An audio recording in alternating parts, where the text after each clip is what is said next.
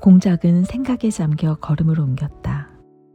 자기에게 이러한 불쾌한 심부름을 시킨다는 것도 충격이었지만 가냐가 아글라야에게 편지를 쓴다는 사실도 그에게는 불쾌한 충격이었다.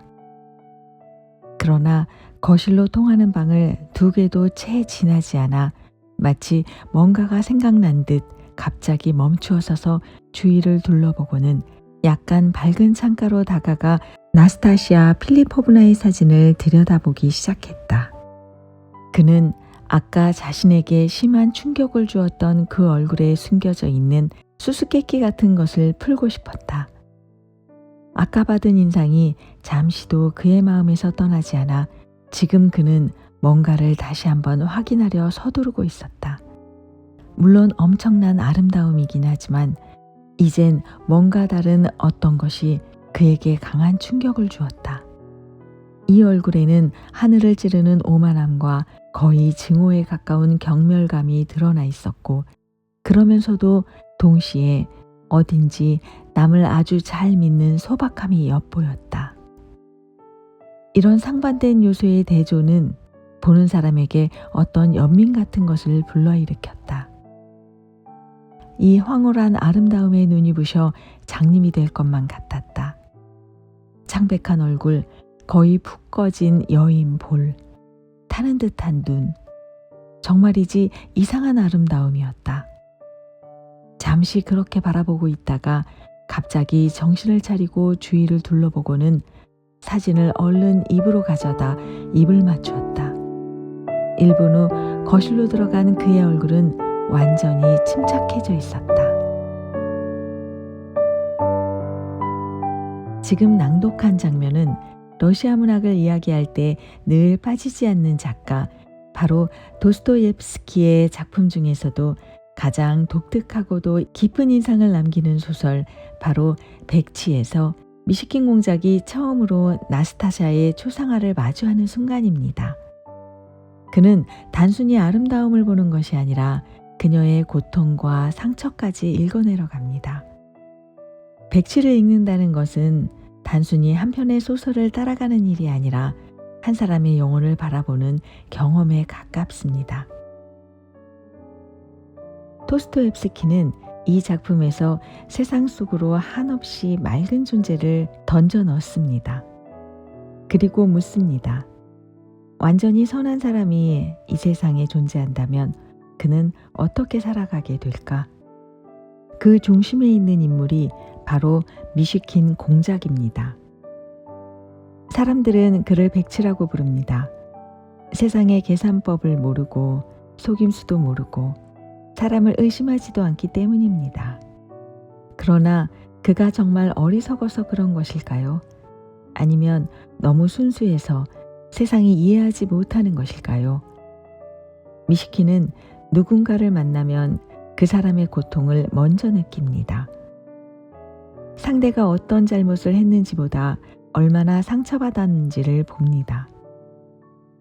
그래서 사람들은 그 앞에서 마음이 흔들립니다. 어떤 이는 위로를 받지만 어떤 이는 불편함을 느낍니다. 그의 선함은 사람들의 숨겨진 욕망과 죄책감을 그대로 비추는 거울이 되기 때문입니다. 이 모습은 자연스럽게 복음서 속 예수의 모습을 떠올리게 합니다. 예수님은 세상 속에서 권력도 힘도 계산도 없이 사람들을 사랑하셨습니다. 병든 자를 고치고 죄인들과 식사하고 눈물 흘리는 사람들과 함께 울었습니다. 그러나 그 사랑은 환영받기보다 오히려 거부당했고 결국 십자가로 이어졌습니다.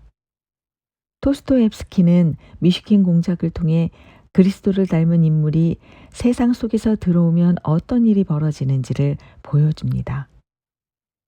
사람들은 그를 이해하지 못합니다.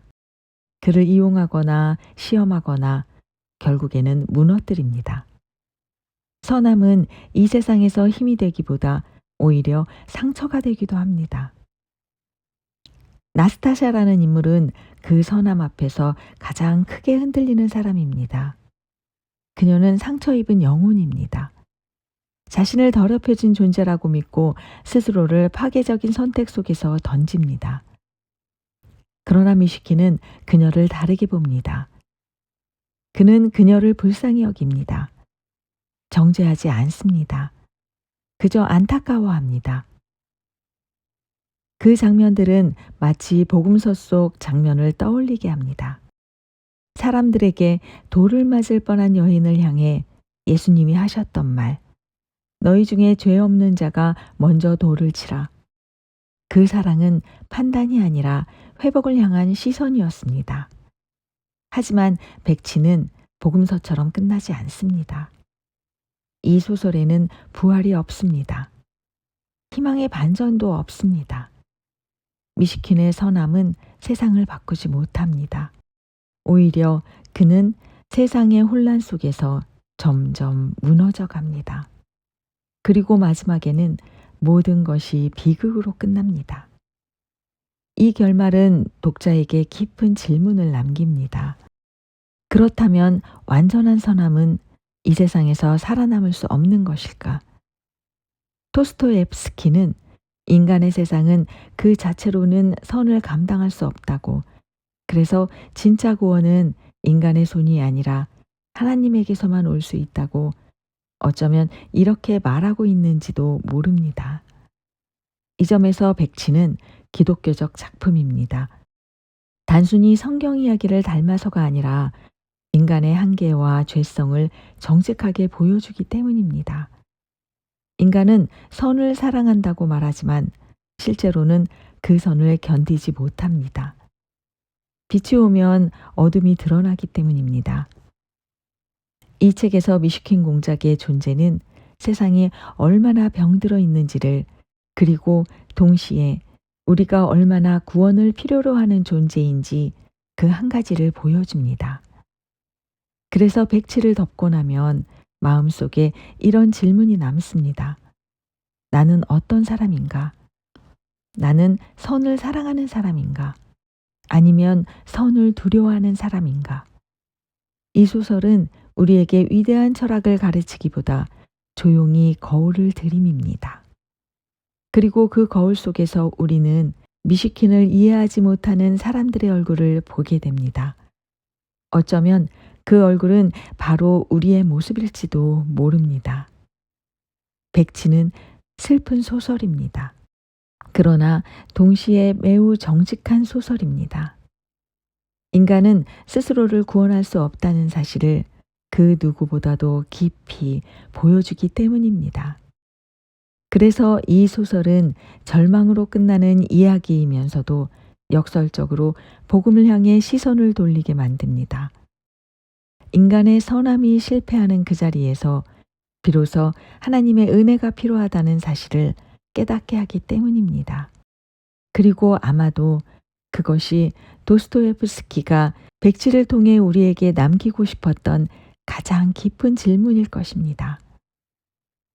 김정아님의 번역본은 문장이 부드럽고 읽기 편해서 러시아 문학이 처음인 분들도 비교적 쉽게 접근할 수 있습니다.